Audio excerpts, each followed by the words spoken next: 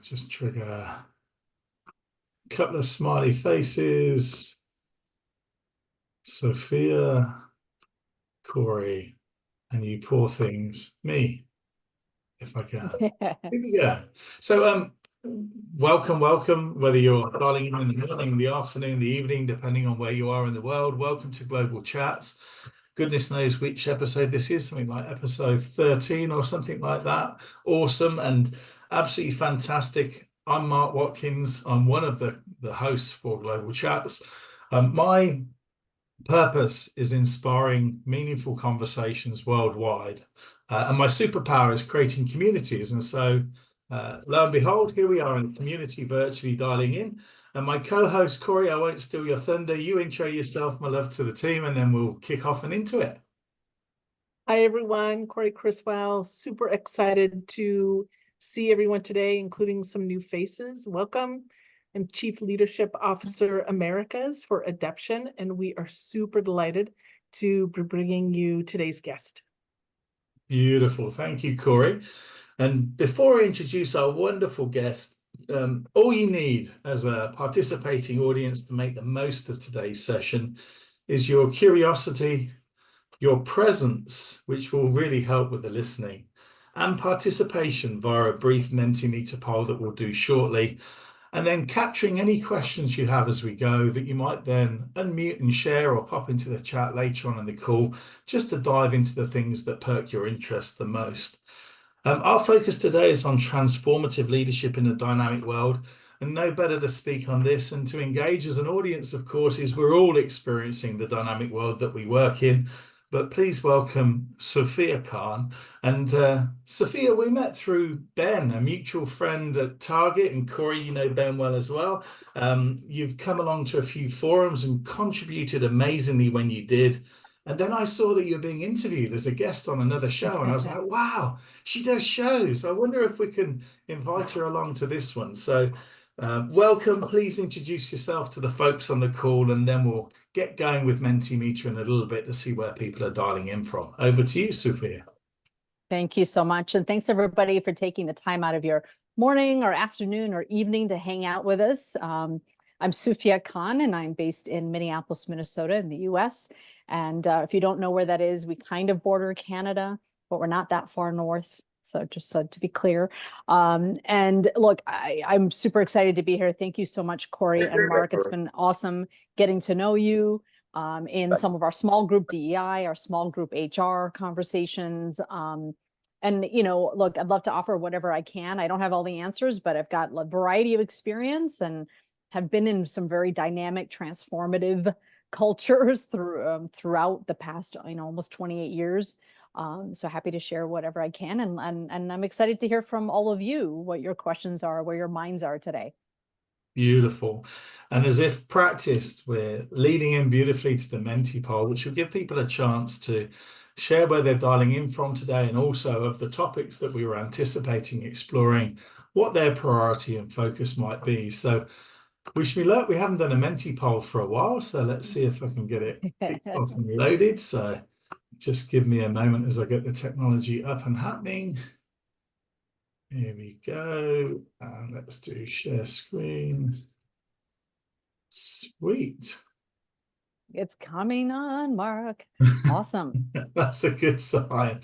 So either go old school and type in www.menti and then enter the code, or if you're cool and funky, feel free to do a QR barcode scan that should take you straight through to the Menti poll, ready to rock and roll with the first set of questions. So just allow a little bit of time for people to boot into it. It looks like people are connecting because the little thumbs up in the bottom right-hand corner shows me that you're active and technologically advanced as an audience, which is very cool to see. So Menti up and running. The first question should be relatively easy for audience participation. It's about where are you dialing in from today? So whole range of options that so far I've found covers most of the areas of the world where we think people will be dialing in from. We're already getting some blobs circulating to those different regions. Gives us a sense of who's who on the call and where we're all dialing in from. Nice stuff. A few more still populating. And then the all-important time to prioritize what's going to matter most for you. We may well get to cover all of them, but this way we get to prioritize our focus. So as we loop into this next particular slide, it's just around some of the key focus areas. So I'll let you focus and have a read so you can select your prioritization for which you'd like to focus in on today.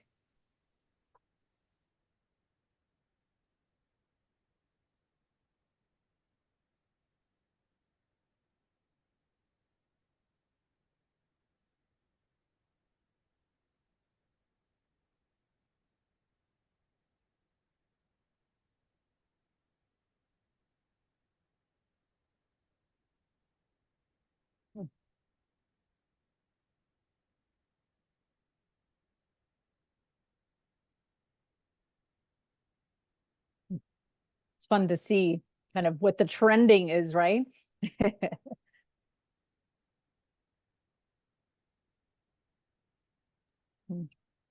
Putting bets on the horses, see which color's going to come out first. Not that we're a gambling associated organization, but if there was a link, I couldn't help but bring the horse racing analogy in there. Awesome. Mark, I'm surprised you didn't talk about pickleball. If you don't know, Mark loves pickleball. He's like the maestro of pickleball. So I couldn't find a link yet, but you bridged that gap. I know I can feel it coming. Awesome. Well, we'll take the order that's there as a way to get kicked off and into it. Corey, I don't know if you want to lead out, if you want me to. Either which way, I'm happy. So just give me a thumbs up if you want me to, or crack into it yourself. I'll crack into it myself. Thanks, Mark. And thanks to the audience for helping us understand a little bit about where you might want to focus.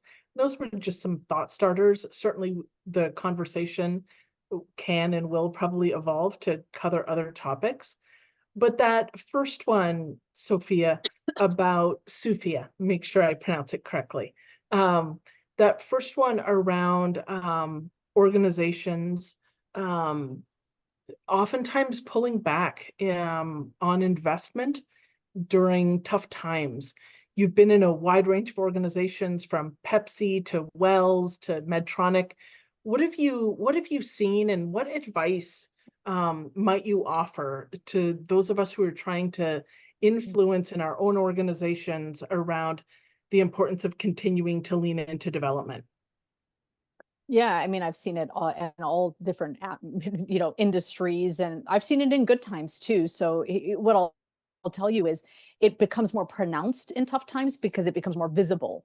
But the ebb and flow of where organizations decide to not only like spend time, meaning investment of physical time, like people in a room or people on a Zoom, versus investment financially, always ebbs and flows. So this is, to be honest with you, behind the scenes, none of that is really unusual for me, especially sitting in the role that I sit in. But I think that there's a distinct difference now. And so when you think about your theme of this conversation today, and you think about transformation, which I think is overused because I think people don't really understand what is transformation. So I'm going to try to gel the two. So there's the learning piece, there's the kind of this transformation piece, but in the middle, like I will call it the sweet spot, is curiosity.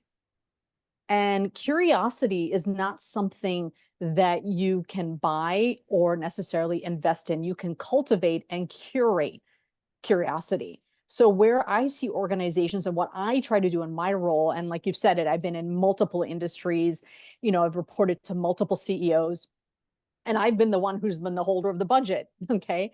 And so where I've chosen to make investment is more in that one-to-one. So I want to know, what are my people, the talent, what are they curious about?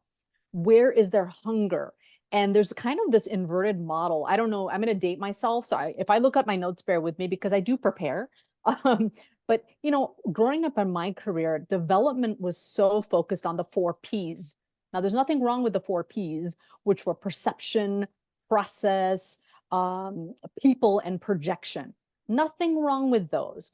However, when I think about just pure learning and development, again, I'm not talking about training, I'm just talking about curiosity. I'm talking about how people want to grow in their careers. To me, what I see in the research, and so I'm a very research kind of person too, is one thing that is consistent is curiosity and like energy. And I'm not suggesting that you can go where the energy is at all times, because you've got a business to run, you have an operations to run, you have results to drive. But what you cannot take away is what gets people excited, how you tap into their strengths and how you tap into their curiosity. So I often coach and mentor around asking questions, because again, that has nothing to do with having a structured framework, which is lovely. And I'm not taking anything away from structured learning, because I'm a product of that. Okay.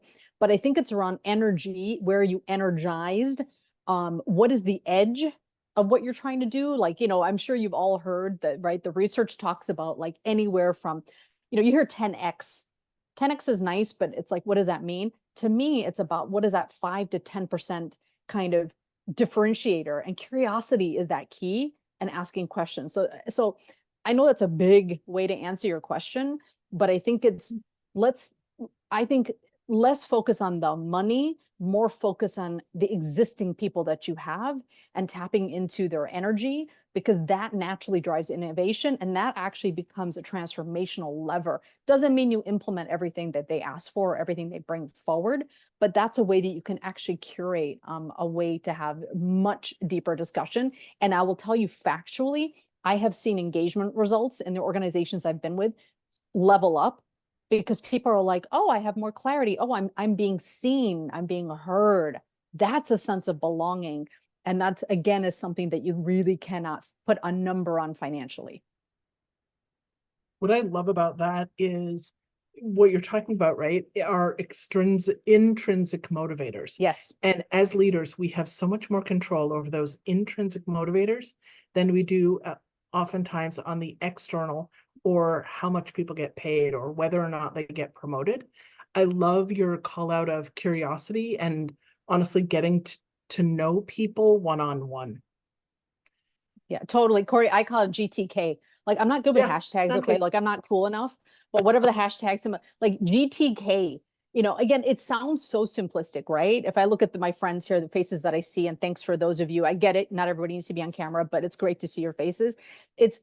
It's cultivating that curiosity, because at the end of the day, people want to feel like, hey, you are actually listening to me. You're asking me, right? I think the challenge as leaders, and I'll raise my hand, is I just said it recently. I said, we got great engagement survey results, but I can't action every single opportunity. And I'm also not going to curate opportunities just to have opportunities. So if I'm building on strength, then I have to be curious as a leader too, to step into, okay, what makes us good at that? Why is it a strength? And how do we want to tap into that further? Fantastic. I'd love to dive in, so I can't help myself. I know, Mark, I'm waiting for, I knew it. Being curious about curious. So interested in terms of how you cultivate curiosity, as much for you personally, like how do you bring it to life? How do you be it in your work day in, day out, when we've got all these different pressures, as well as how you do it for the leaders that you engage with to support their curious development? Yeah, I mean, it's been a lesson. It's been a journey. I'm a naturally curious person. I think it's gotten me into trouble, good, bad, or ugly. I don't really know, probably all of the above. But I think for me personally, look, in my career, the first half of my career, so probably the first 15 years, nobody asked me what I thought. Okay. Right. I was expected to deliver. I was at this role and I was just getting promoted, and, there was no deeper interest. And then I think because I felt like there's a gap or something was missing, I often felt like, well, what about me? And this, or like, I have other thoughts and opinions here. I'm not just delivering against 3 objectives. And so as I became a people manager pretty early on, I started to curate space at the beginning of my one-on-one. So I've been doing this for a very long time, where I will ask somebody, hey, I just want to check in with you. Like, how's your spirit today? Like, how are you feeling? And I just want to check in before we dive in, because it is really easy for me, as an executive, like I can dive right into business and then go, wait, slow down. And so I'm not saying I'm perfect at it, but the intentionality before I start diving into the business has been a skill, because then I naturally get to know somebody. The second way I'll tell you and so that's been a consistent theme, okay, is I've been leading people forever, and I've been leading people in all different countries. And so asking how is your spirit may not be the same way, right, in different countries, but I can say, how are you? I just want to check in. Don't feel like you have to share if you don't want to. I just want to check in with you, which sounds very woo-woo. And I'm not a woo-woo person, to be very clear. Okay.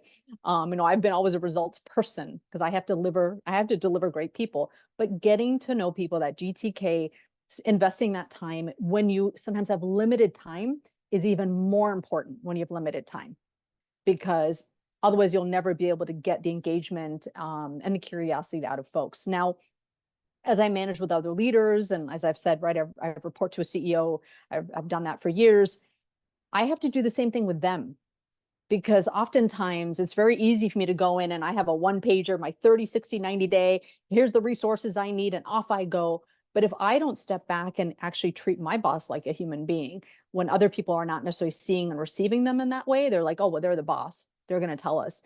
I have to equally invest there. And so for me, it's asking, hey, in that meeting the other day, we were talking about talent, and I heard, this just happened. I heard a couple of things. What does that mean to you? Okay, so that leader is saying that's how they define that potential successor. But what does that actually mean to you? And is that really where we're going? Or like, we looking at things the wrong way? So allowing that CEO to be vulnerable with me, that we're going to figure it out together. And again, it sounds easy, right? Right. And some of you might say, oh, it doesn't seem that nuanced or that novel to me, but it is that investment in asking questions, in not making assumptions. And I tell people, my team, I don't have all the answers. Like, I don't know what I don't know. And the higher up you go in your leadership, the more removed you are, like significantly removed. So when I spend time with my team in a couple of days, I asked some of my folks, I said, how am I going to build rapport and trust? I don't know their day to day. Should I know it? I don't know. They don't want me in it. So, how do I build trust, and how do I recognize my folks? Okay. That's, again, it's kind of going back to some basics there. I don't know if I tend to do this when I talk. So maybe because I'm not scripted. So, is that So helpful, Mark? I've got a question, Sophia, about that, because I think that's a really interesting approach. And that's helpful for ourselves, and it'd be great to see that in all of our leaders across organisations. So how do you take that approach and make it scalable across larger organisations, so that our leaders are doing that for our people as well? I'm interested to hear. Yeah, and I'm sorry, I can't see your face because the way the screen is. So what was your name? Ruth Smiley. Ruth. Oh, okay, Ruth. Okay, sorry, there you are. Okay, I just had to scroll, so forgive me. Yeah, scalability is a big one, right? I am a big believer in rigor, and I know my boss, and I think the executive team is tired of me because I talk about it all the time, but is, accountability. It's really, when I think about goal setting, because we just started our fiscal year, and I tell people all the time, no more than 5 goals. One of the goals is around DEI. One of the goals is around your IDP, your actual development plan. The other 3, and if you're a leader or a manager, in particular, I want you to have a goal about how you are engaging others. I want you to really think about, what is your intentionality? We have all the quantitative, but I want you to think about, what are maybe the 1 or 2 things you ask. So here's a good example that I'm trying to model, okay? And this has just been a work in progress over, like I said, the second half of my career, is I just did performance reviews. And so I was helping some other leaders think about, hey, instead of just taking the paper and going, oh, you said this, I said this, like, they can read that, whatever, I'm not undermining it, but that's not the value. Why don't you ask them, let me think about, what did I ask? And what I'm helping, what are you proud of?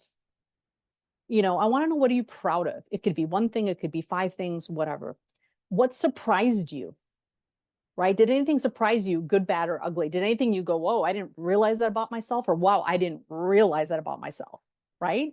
That's 2 different ways. And the last piece I coach on is, okay, what surprised you? What are you proud of?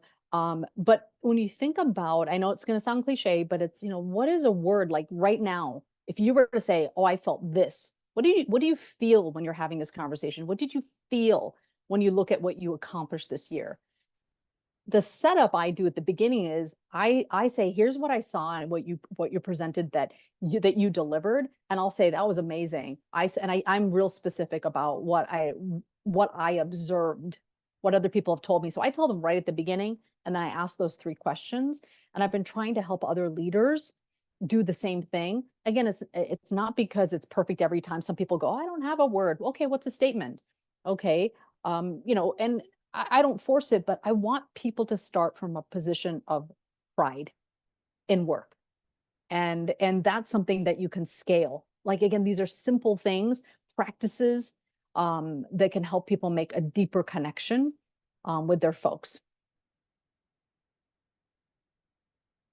And people are usually surprised, though, like, what? Because they're used to kind of this robotic, like, tell me what you did, here's what I did. And, you know, you don't really have a very meaningful conversation. I don't like that, actually, for myself. If I can read it, why would I want to talk about it? You know? Is that helpful, Ruth? Yeah, no, that's really good insight. Yeah, because oftentimes we feel like we have to sort of follow a formula, particularly at a scalable level, but we actually know deep down it's those nuances in those individual conversations. So, you know, that's reassuring. Thank you. Yeah, thank you, Ruth. You're totally spot on. I think nuance is a great word because that's what it is, right? It doesn't have to be, oh, okay, I just read nothing against them. I have, as it's funny, my daughter was saying, Mom, I was at this used bookstore and I saw these leadership books. They all sound like you. Oh, okay, is that good or bad? And I said, listen, I used to read those, but now I practice it and I've learned. So no, I don't, I've read plenty of them. Ian, yes. Ian said, what are you afraid of? Absolutely. I try to gauge. So I ask those questions because I try to gauge where they are. I don't know what kind of day they've had. Okay. I use the same questions when I do what we call skip level, when I meet with 2 down, 3 down for me. I don't know where they're coming from. So if they seem to open the aperture, I think, Ian, it's a great question to say, what are you afraid of? I might say to them, what can I do? Like, I don't know what barriers you face. I can pretend, I can guess, but are there barriers? Are there things that I need to be doing differently to help you navigate? So I position it as navigation, but exactly, what are you afraid of? I'm glad you're not asking me that, but maybe that's later. We can talk about that later. Sophia, what's striking me is you're describing type of leadership that we would all, I think, thrive under and with. How do you convince people who say, like, I'm just not comfortable being that vulnerable at work. I'm not going to talk about what I'm afraid of at work. I love that question, Ian. But what do you do with leaders who, I don't know, don't believe that that's the role of leadership today? Yeah, I mean, like I said, Ian, again, it's not picking on you. I don't necessarily use the word. I don't use words that might be triggering in a way, right? So what I tend to ask is, if I start with the business, right? If I ask them, hey, tell me a little bit about your goals and objectives. So, for at the beginning of the year, mid-year, I'll say, tell me, what's working. Tell me where maybe there are areas that you'd really like some help. And I'll use the word navigating a lot because I'm trying to get them to see where they're going so I can get them unstuck. And so I'll ask more directional questions. And then if I'm hearing things, I might say, hey, I heard you kind of use this word like, it's usually about a colleague, that person's getting in the way, that person's like, trying to work around me. That's a very common thing. They're working around me. And I'll say, well, why do you think that is? And they'll say, well, this and this, they're posturing. I said, okay, let's remove thoughts and feelings and let's get really practical. And is there, and why is it bothering you? Why does it bother you that they do that? Because are they doing it to get to you? And do you need to respond to that? Do you need to react to that? So I address that fear piece kind of in that way. And I tend to ask people a little bit more about why they're reacting to something and without it being punitive. I'm not telling them they're right, not telling them they're wrong. I react to stuff. I mean, I react to stuff too, right? I got to check myself when I'm like, what the hell? Did they just say that? And then I'm like, well, wait, why am I reacting to this? And is it about me and my ego? My ego feels bruised? Or is it actually something that fundamentally is going to get in the way of getting something done? And is it impacting the experience of others, or is it just me? So those are just nuanced ways. I tend to ask a lot of questions so that it removes any shame and that they're thinking, oh, HR's, our HR leaders asking me things because I must be deficient, I love all this. And I'm just going to bridge us over to the second focus area, which is around organizations bringing people back into work and some being at home and the kind of hybrid environment. When you talk about creating rapport and connection and a level of rigor and accountability, how do we manage that in this new kind of messy, complex environment of at home, at work, in between? Yeah, kind of guidance, thoughts around how we navigate that complexity and yet still create a rich environment for people to feel belonging, as you talked about earlier. Yeah, I mean, this is a big one. I think that when I say we, you know, all the different organizations, right, kind of COVID, as we stepped into COVID, post-COVID, and now, I mean, most environments, I mean, you hear CEOs saying, got to get back to work and kind of got to get your bum, you know, back in the seat and all of these things. And I'm like, well, that's a scarcity mindset. You know, no disrespect to them, but I think that's a scarcity mindset, because you're balancing now people who are born into digital, like they don't know anything else. And then you've got some of us who were not born into that, right? So it's not realistic to say, you know, if you're sitting here, therefore things are getting done. Actually, I think sometimes people are less productive, probably because they're more distracted, but yet they're building relationship. So to me, I am all about balance. I'm dealing with that in the sense of people, let's put it this way. Let's talk definitions, right? What does remote mean? So I challenge the notion, and I'd love to hear from you. Okay. I don't have all the answers. I'm just sharing with you based on the question. But if you want to put in the chat, I'd love to know, how do you define remote? I'll tell you how I define it. To me, remote is you're actually not in the office at all. If you're fully remote, if you're calling someone fully remote who comes into the office even once a month, that's not remote.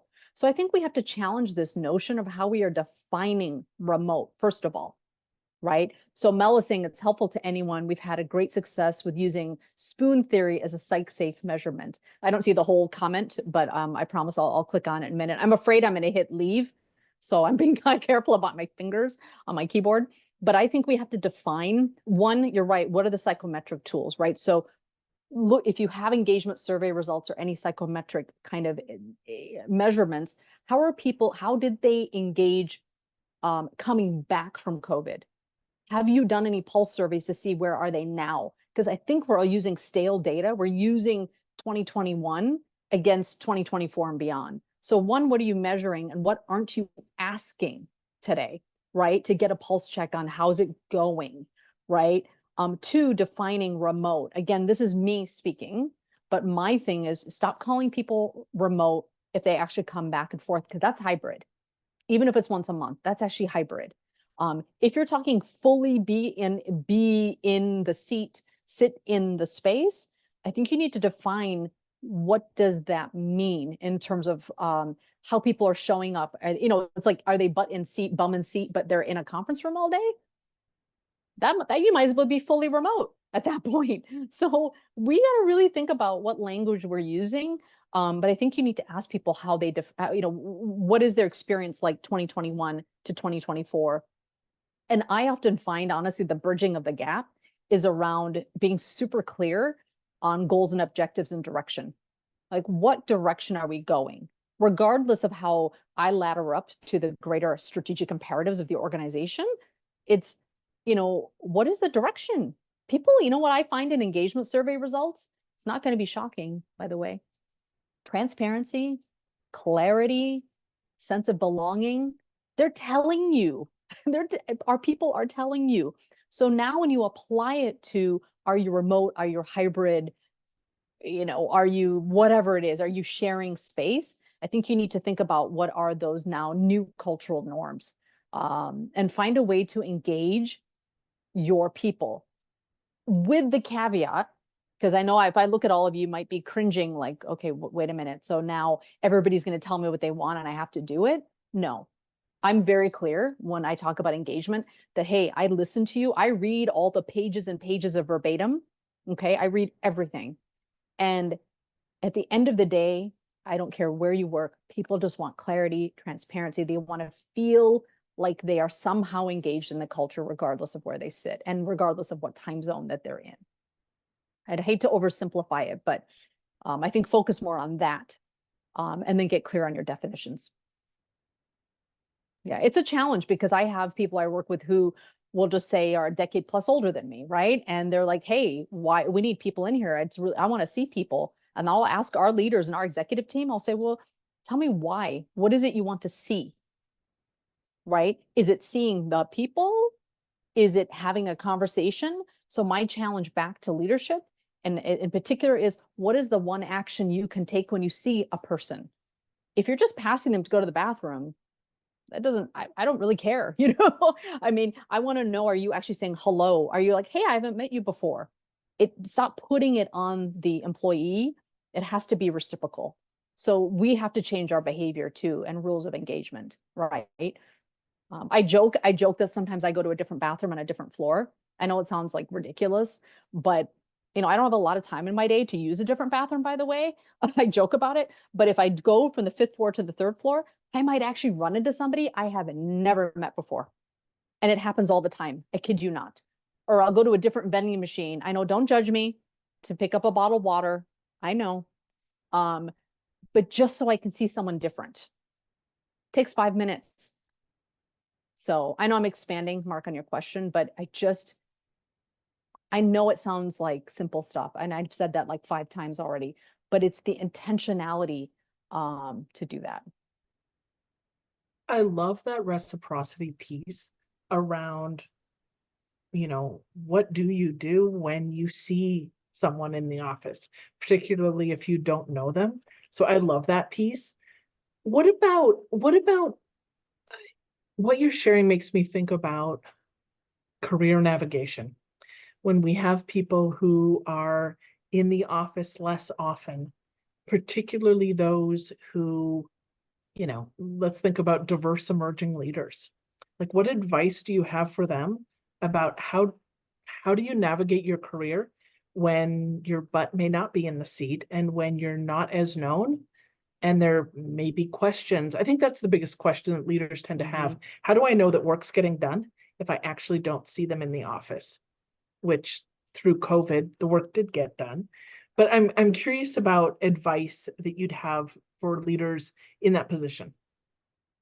I mean, I'll tell you just from a personal standpoint, what I've chosen to do over the past, this was even pre-COVID actually, because again, working on a global calendar, a global time, you know, right? You know, I've always had that, where I've never had, I mean, I had teams in Manila and, you know, all of the, right? And so there are people I never met on my teams in my organizations ever. And for me, it was actually when I was getting paired up for mentorship, I would say, please don't pair me with somebody in the office. I need to be paired up with somebody who isn't in the office with me, or I'm not going to see, because it has to start with the leaders. It has to start with managers. Everybody's busy. Okay, got it. You know, that is never going to go away in your career and your life. The higher you go and the more complexity you take on.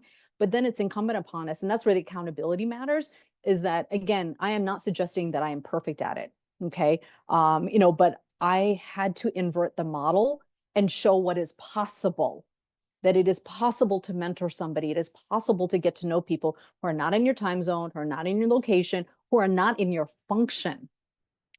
Even more importantly, because that curiosity piece I mentioned earlier, that is such a gift, because you meet people and you hear from people you would have never had the opportunity. And I'm there to, my job is to serve my people. You know, I work for the people, right? And so at the end of the day, yes, I have the strategy, but I got to be able to know what is on their minds. And so that helps me understand some of the nuances around, is it really about workplace and workspace? No, it's not. Shocker. Hate to break it to you. It's really about how are you building that relationship with people and making yourself do it, even when it's inconvenient. Actually, the inconvenience should be on the leader and the manager. So for example, when I had teams in Asia, yeah, that was Sunday night for me. That was every Sunday night. And it was, my kids knew, okay, we just had dinner, thank you. And I jump on calls between 8 and 11 p.m.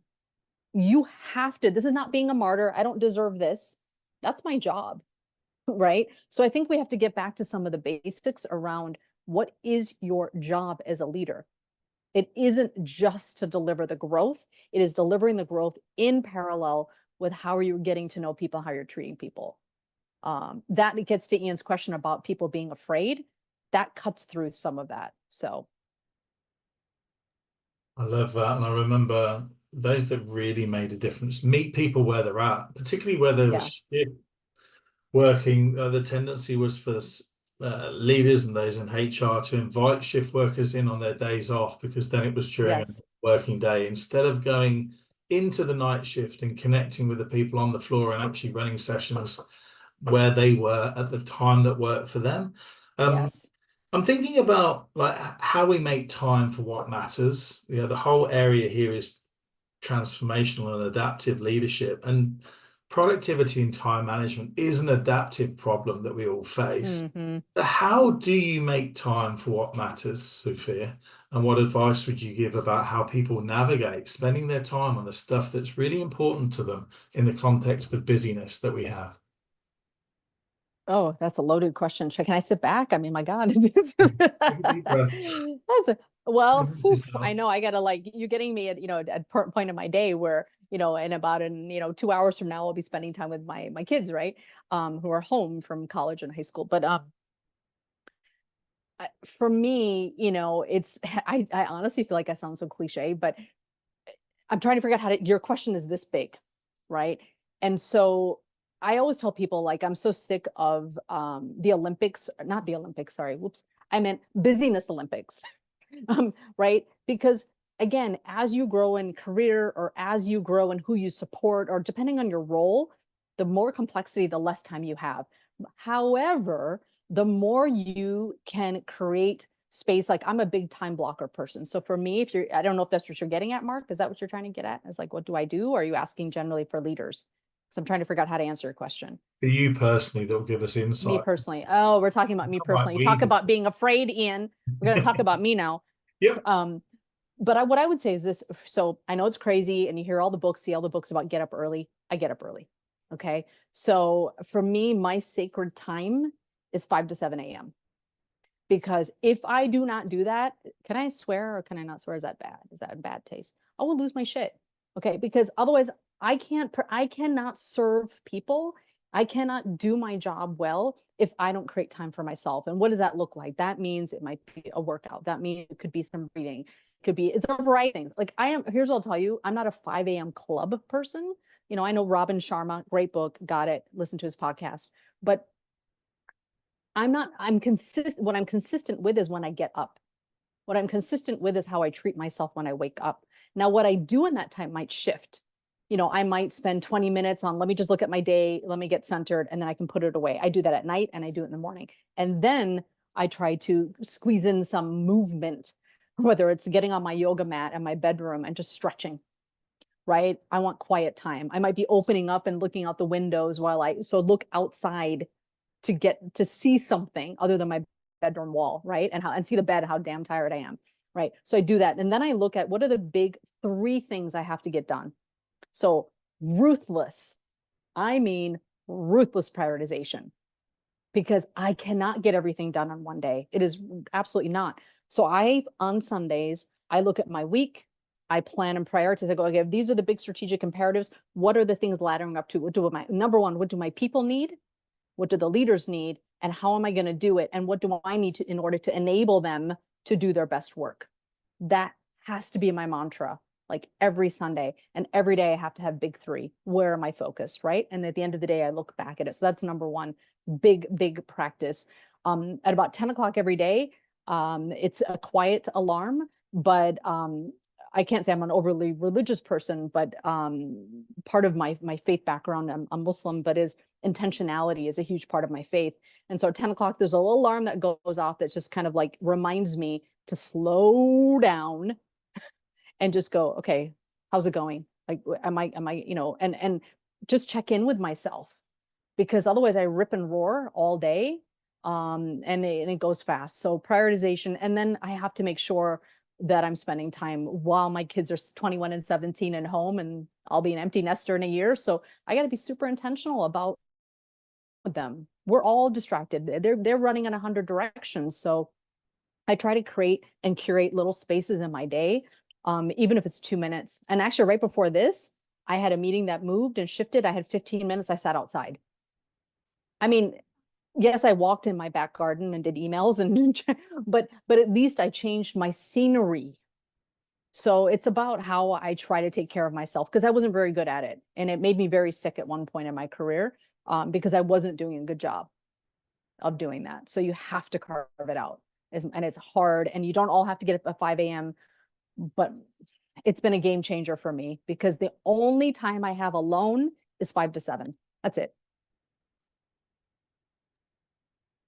Thanks for sharing that. And particularly, right, giving us hope that if we don't have all of our practices in order now, there's still time to figure that out for ourselves. I'd love to open it up to the audience. What are you curious about? There were so many different topics that Sophia offered to bring to us and talk about. Would love to hear a little bit more about what you'd like to hear from her.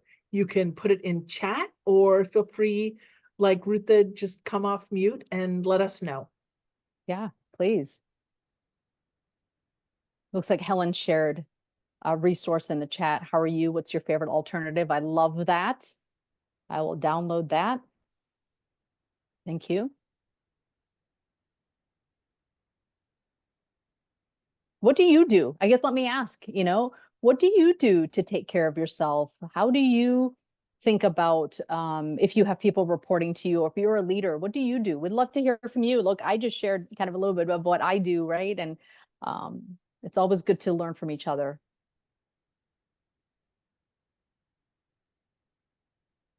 I see kind of, yeah, Patrick, sounds like you, yeah, prioritize clarifying purpose first, right?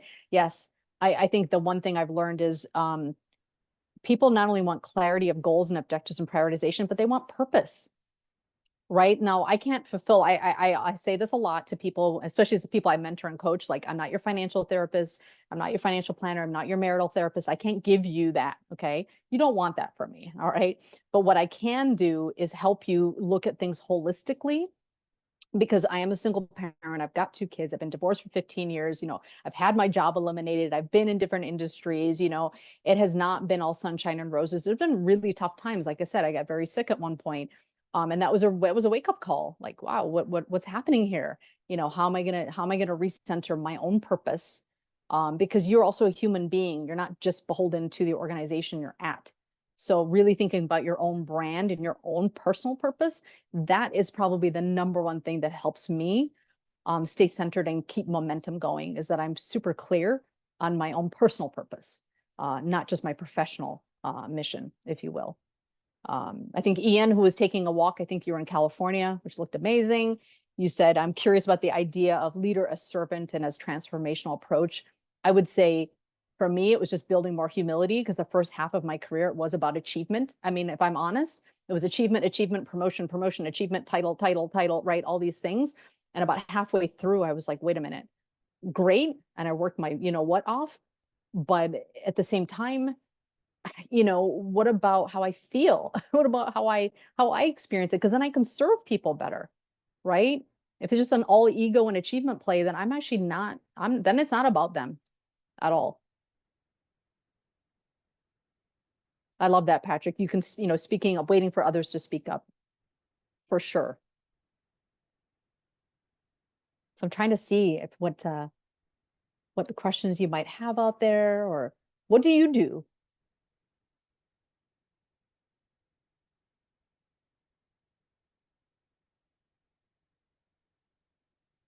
Patrick. So there's a gentleman named Nick Petrie who did some recent work on the GPS. And I have to say that I was surprised when the distinctions were made about growth and performance and trying to fit them on, I'll just say, my own personal continuum. And in all candor, I am a bit performance obsessed, but I'm also I have a strong urge for growth. And what was really informative for me is I realized I could not do both full tilt, much to my chagrin.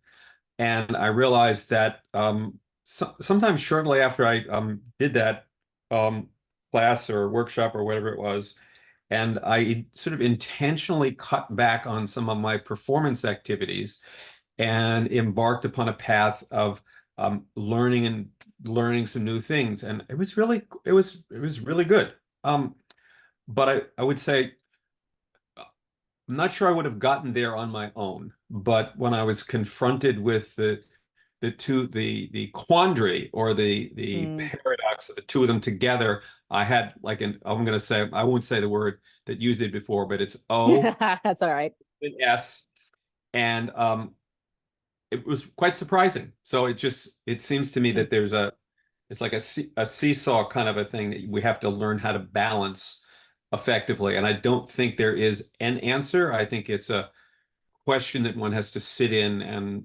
look at in terms of your context and conditions to be able to answer. So. Oh, I love that. I love the context and conditions, Patrick, because as I was listening to you, it made me think about what Corey talked about, where we started with learning and development, and this kind of, if there's a pulling away financially, what we've talked about today, and even just the point you just made, so, and thank you so much for sharing, is if you look at your GPS, okay, so your, what is it, growth performance, sustain indicator, sorry, I'm probably screwing it up, but I think that's right, because I'm familiar with the work. The more I did that, okay, so getting back to your kind of question about what I do, Mark, is in order to develop my people, in order to give them growth and give them challenges and let them take some, kind of soft risks, they're not so, not going to be fatal for them, but I have to allow other people to grow. If I'm the only one sitting there with all the things, right, and I'm not distributing and saying, hey, somebody else could be learning this. Somebody else might have a better way. I honestly, I all the time ask people, I say, if I do not know, I cannot do. Right. So if you're telling me you want to develop XYZ, if I don't know, then I can't help you do that. Then I won't go, oh, I'm working on this project. Maybe this person would be better suited to work with me.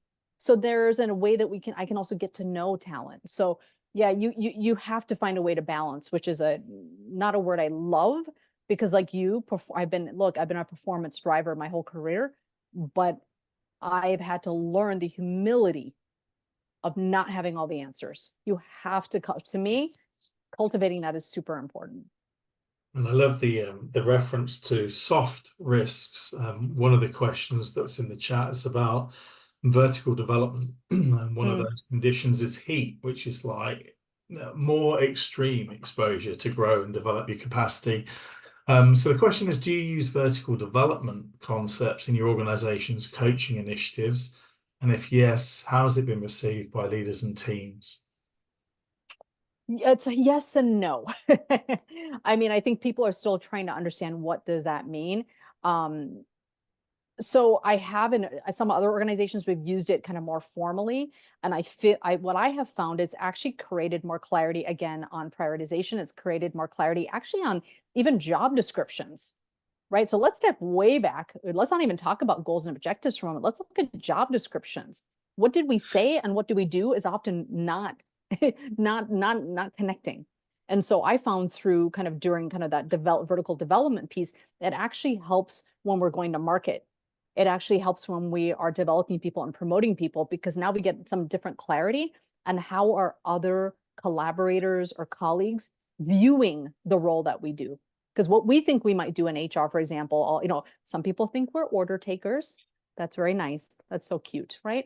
We're not order takers, so we're strategic. And so, but how do we do the both and of business as usual? Yes, I always get people's pay correct. People will hate you if you don't do that well, right? You can do all the development in the world, but if you don't take care of people's pay and benefits, then that's a problem, right? But at the same time, if you do that well, it gives you agency to do vertical development. So you have to be able to do and be the subject matter expert and do it well in order to be able to coach and manage across your matrices. So I think that's a big one. I know there's pieces in here around office moving, mandated rhythm of 2 days a week and pushback. Oh, I mean, pushback will always be there. What I think is interesting is I think you just have to, again, ask people. So I hear you pushing back, I see that you're feeling maybe a little resistant. I don't want to read it wrong. Tell me why. What is behind that? Is it that is it because you work better when you're face to face? But how do your people work better? And how do we address that? So to me, it's bringing it back to getting some actionable, tangible feedback. Because if it's just about, well, because I don't know what pressure their leader has. If their leader's saying, hey, I don't see your people here. then that manager might be going, oh my God, I got to get my people here. My manager doesn't see them. What am I supposed to do? Now I'm not going to get the promotion, right? So there's this scarcity spin that keeps happening. So not trying to oversimplify it, Mel, because the clock is ticking and I'm trying to be conscientious of time here. But I think it is, I have found the more curious, the more I ask questions, the more I acknowledge what somebody has said to me. Hey, I'm feeling some resistance. I don't know if I'm reading that right. Tell me about the pressures that you're feeling here. Like, let me understand where you're coming from, right? So that I don't misinterpret and I don't start solutioning something that has nothing to do with what your concern really is. So, I mean, I do it all day long. I have to do this all day long as I serve, right? So there was a question in here about intersection of faith, socioeconomic background, how that, this is a really good one, Padal. So thank you for asking. This comes up a lot. So this came up recently with somebody who said, the model of leadership is based off of a different prototype. Now we can fill in the blank with what that prototype is, right? I didn't grow up with that prototype. My father is not that. My father was a middle class, working in tech. We were immigrants. My parents did not go to school in the United States, right? I came here at 8 years old. So for me, navigating those things was I had parents who didn't understand the system here. I had parents, and we were of a different faith and cultural background. We used church basements for our Sunday school and for our during Ramadan. And, we didn't have community. We were creating community and we were very hidden. So I think part of that identity was also understanding where people are coming from. It's like when we promote, right? There's layers to people. I know you all get that. But when we promote, we're promoting from a prototype, which if that person didn't have somebody at home or didn't have somebody who worked in a corporate arena or didn't go to school here, they're not disadvantaged. I hate that word. You're not disadvantaged. You just didn't have the same lens, right? That's the equity piece. There's equality, assuming everybody has the same home life or the same way they were raised to understand the system that they're entering into, whether it's academic or career, versus equity is, wait a minute, they're bringing something different that you don't have, and I have this, and how do we actually make this work more effectively? So again, you've heard me say my faith. It's not, I'm not saying it so that I get kudos or anything, but I want you to see me as a whole person, that there's multiple things I know I navigate culturally on any given day, because the policies and practices and holidays are not written for me, right?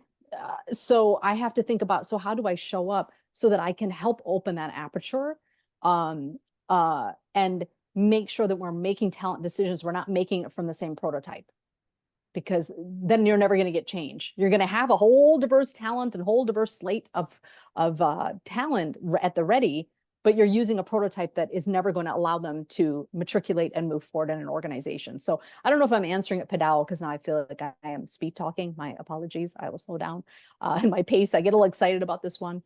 But we have to also change the lens that we're not talking that someone is disadvantaged. They are differently advantaged to contribute and add value to your organization.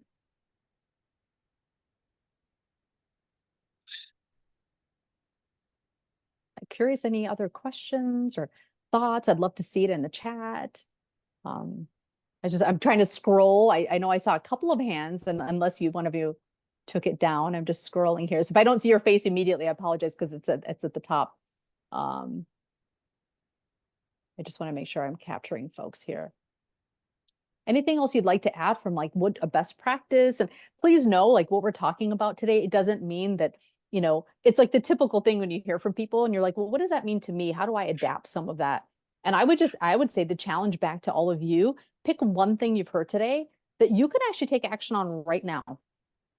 Ask a different question, engage somebody different, right? Walk to a different bathroom, you never know who you might run into in the hallway that you've never seen before. But I think I'll leave you with maybe 3 things. But that's okay, Corey and Mark. So I think, what we're really getting at here is the intentionality, in order to be transformational, because there's a difference between saying, I want to be transformational, or why isn't my organization being transformative? Well, you can't make a demand of an organization or a person to be transformative, right? That sounds really sexy, really cool. I think it boils down to be reflective of yourself first. You cannot expect people to do things if you haven't done the work. And so for me in my leadership journey, it's been three things. It is know thyself, my values, getting crystal clear on my personal brand, not just my brand associated with where I work. Okay. The second piece is know thy stuff, right? So know your subject matter expertise, right? And whatever that means in your industry, what is very specific and nuanced. So knowing your things, but then be curious in your knowing, because you're not ever done, right? I read a lot. So even though I don't have a lot of time, Mark, but I do read a lot. I listen to a lot of things. I continuously self-coach. Okay. I have to self-coach and I have to up my game in my own industry. Just because I know HR doesn't mean I know HR, because HR is continuously evolving. There's policies, there's law, there's, all the things, right? And the last piece I would say is know thy triggers. And what I mean is by that is, I wrote down a few questions because I was thinking about it this morning, but it's like, what triggers you? We all get triggered. We all have a different trauma, whether it's personal trauma, workplace trauma. I have workplace trauma throughout my career that's been very challenging. Okay. But what am I reacting to? Am I reacting? Am I responding? What might I do differently? What can I learn about why I'm reacting? Right? There's nothing wrong with having an ego. We all have it. But how do you react? And then are you trying to control the situation? Are you trying to protect yourself? Are you people pleasing? Are you doing something because now you want to please people through the trigger or through the challenge? So kind of know thyself, know your stuff, continue to be develop and be curious. Just because you're an expert doesn't mean you're the expert of everything. I am not the expert of everything. I've done a lot of things, seen a lot of things, experienced a lot of things, but I am nothing without the people who can add value every single day that I can't, that I will never be able to deliver what they deliver. Okay. And then know your triggers, because if you get those things sorted from a self-awareness, then you will be able to be transformative. You will be able to drive further curiosity with other people. It's taken me a long time. Okay. It's taken me a long time to be able to cultivate those things and be honest with myself about the things that, are good, bad, and ugly about myself. Yeah. Oh, that's beautiful. It reminds me of an Aikido sensei who always would thank his class at the start and the end with a thank you for teaching me, was where he started. And reminding people to wear their white belt. You've got to black belt, but wear your white belt today. Be curious, come in with fresh eyes, fresh perspectives, so you continue to learn and grow. And with that curiosity in mind, I will pop just a couple of things that are going to be coming up into the chat for you to be curious about, as well as the actions that you're going to take, which was a great invitation from Sophia. So for those that want to design really meaningful development experiences that support leaders through adaptive times, we're partnering with Workday in the US for a leadership development design incubator. So, Oh, Mark, you went on mute. oh, I There you clicked. Oh, there you go. So I'm just popping it in. I pressed enter and it just muted me. So obviously I've spoken too much. And for our next global chat, we've got a lady called Melissa Crawford, a good friend of mine, as well as Sophia, joining me for a conversation with me and Corey around, so how does AI and future techs lead to disruption in what we're doing, and what does it mean for us in the roles that we play in the world? So do come along to that session, register if you haven't already. With no further ado, a huge thank you to you all for joining the conversation and participating so fully with your time, energy, and curiosity. And of course, to Sophia, thank you so much for gifting your time, your insights, and your humility with wisdom for us today. Love the conversation. It's just been a pleasure joining you on the journey today. Thanks, everybody, so much. It was just lovely to have you. I really appreciate your time today. Beautiful. Go well, enjoy. Remember to take those meaningful actions. We transform one step at a time. Thanks, everybody. Take good care. Thanks, everyone. Bye. See y'all.